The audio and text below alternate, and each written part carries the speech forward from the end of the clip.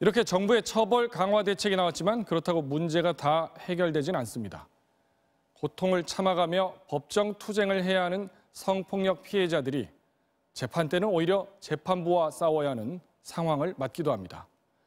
법정에서 가해자에겐 관대하고 피해자에겐 2차 피해를 입히는 일이 적지 않아서라고 합니다. 이 소식은 양효걸 기자가 취재했습니다. 새 직장으로 옮긴 지 1년, 최 모 씨는 상습적인 성희롱을 당하기 시작했습니다.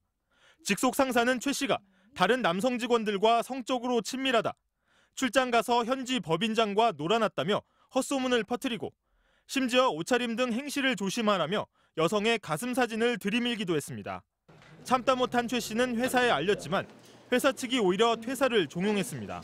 성희롱 예방 교육을 받으면 성희롱 안 당하는 방법이 있는데 왜 성희롱을 당했냐? 한 번도 아니고. 고용노동부 진정을 해 성희롱 피해 사실을 인정받은 최 씨. 가해자를 상대로 민사상 손해배상 소송을 냈는데 뜻밖에도 법원에서 성희롱이 아니라고 결론이 뒤집어졌습니다. 재판 내내 가해자 측은 최 씨가 업무 능력이 떨어지고 남자 관계가 복잡하다며 성희롱과 관계없는 인신공격으로 일관했습니다. 신고를 할 때는 제가 성희롱을 입증하면 된다고 생각했는데 막상 소송 절차는 저에 대한 수치스러운 말들을 다투어 나가는 과정이었고. 그런데 재판부는 피해자의 사생활을 문제 삼는 가해자 측 동료들의 진술서를 모두 증거로 채택했습니다. 그리고 결국 가해자가 최 씨에게 퍼뜨렸던 헛소문은 제3자한테 들은 말을 옮겼을 뿐이고 여성의 가슴 사진을 보여준 것도 상사로서 조심하라는 의미여서 성희롱이 아니라고 해석했습니다. 가해자 측의 주장을 사실상 그대로 받아들인 겁니다. 그 판단의 기저에는 여자가 행실이 바르지 않아서 사회생활의 조언으로 이런 말을 했다라는 가해자의 주장들이 거의 다 받아들여진 거라고. 여성계에선 사법부가 성폭력에 대해 지나치게 남성 중심의 관점에서 법을 해석하고 있다고 지적합니다. 피해자에겐 사건과 상관없는 사생활까지 들춰가며 엄격한 잣대를 들이대는 반면 가해자에겐 관대하다는 것.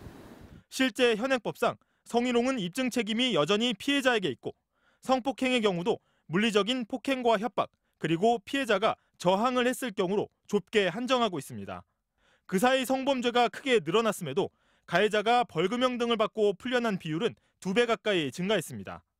재판을 해도 가해자를 벌할 수 없다는 뿌리 깊은 불신이 자리 잡을 수밖에 없습니다.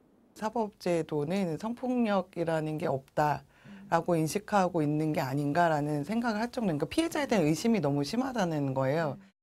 여성이 술을 마시고 성관계를 맺는 건 도덕적으로 문제다. 남자친구가 여러 명이냐, 몇 명하고 성관계를 했냐. 여성의 성경험 여부에 따라 성폭력 대응 방식이 다르다. 이런 상식 이하의 물음들은 모두 최근 재판에서, 그것도 판사와 가해자 측 변호사의 입에서 나온 겁니다. 한 시민단체가 300건이 넘는 성범죄 관련 재판을 분석했는데 판사나 가해자 측이 피해자에 대한 근거 없는 편견을 드러내거나 성범죄 원인을 아예 피해자에게 떠넘기는 사례도 많았습니다.